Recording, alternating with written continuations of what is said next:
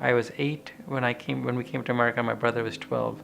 When he was 14 and I was 10, we were visiting my aunt in Virginia, and he dived into a swimming pool and he struck his head on the bottom of the pool and he remained underwater for 3 minutes, and this caused massive brain damage.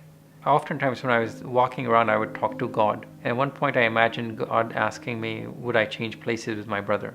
And I immediately thought no, and that filled me with shame. I remember thinking that thought and suddenly thinking, oh, I'm bad, I can't be trusted, and literally sort of like something snapping. And after that I became somebody who watched himself, who became sort of hyper vigilant about himself, and so that sense of guilt about everything became part of my nature. When I thought, okay, I'm going to write a book, it seemed natural to me to write about somebody who was guilty.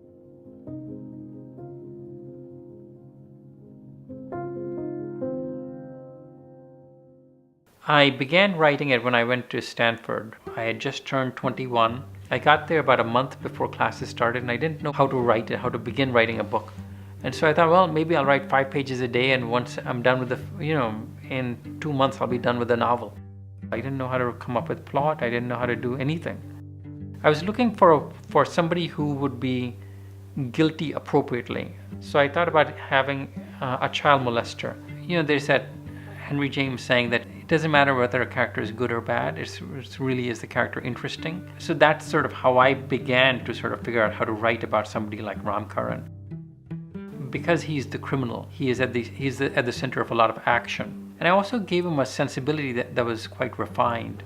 His guilt makes him very sensitive to things. The fact that he's punishing himself is one of the reasons that we forgive him, because he's doing to himself what we would do to him. And it was a very conscious sort of matching of history. To me, the child molestation and the betrayal of India by politicians felt like the same thing. That they're trusted to do their best for this country, and they have not behaved appropriately. I don't really know how one gets through a big project. I don't know how you get through all those years of being lost. If you want the book to succeed, even to the extent of being published, even to the extent of being workable, then you've really trapped yourself, because there's a strong chance that the book won't get done. It won't be any good. At some point I realized this was not going to be my life. I was not going to be a writer. And so I began another profession, and I just tried to keep my life moving forward so I wouldn't be too reliant on it. I would go and fiddle with the book, but I didn't think I was a writer. It had just become something that was going to be abandoned. When the book got published, I had somehow thought that the book would be recognized as this work of genius and my life would change. I didn't really know what happened when a book comes out. It got excerpted in the New Yorker, and then it was reviewed in the New York Times, and everybody seemed very surprised and pleased by it. And I kept thinking that, if you write a good book, of course these things should happen. Why would the system not work? Right? If you write a good thing, why would these things not happen for you? Now I realize that you can write a good book and it can completely vanish. And so now I feel much more appreciative of my luck.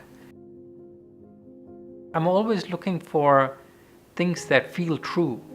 What I'm trying to generate is a sense of reality where you can't deny that this is how human beings live and experience their things. When you read good fiction, you get taken into other people's emotional realities. The format of a story allows the reader to hear very unpleasant things and to say, oh, this is what it means to be a human being. And so it can educate you in a way that almost nothing else can.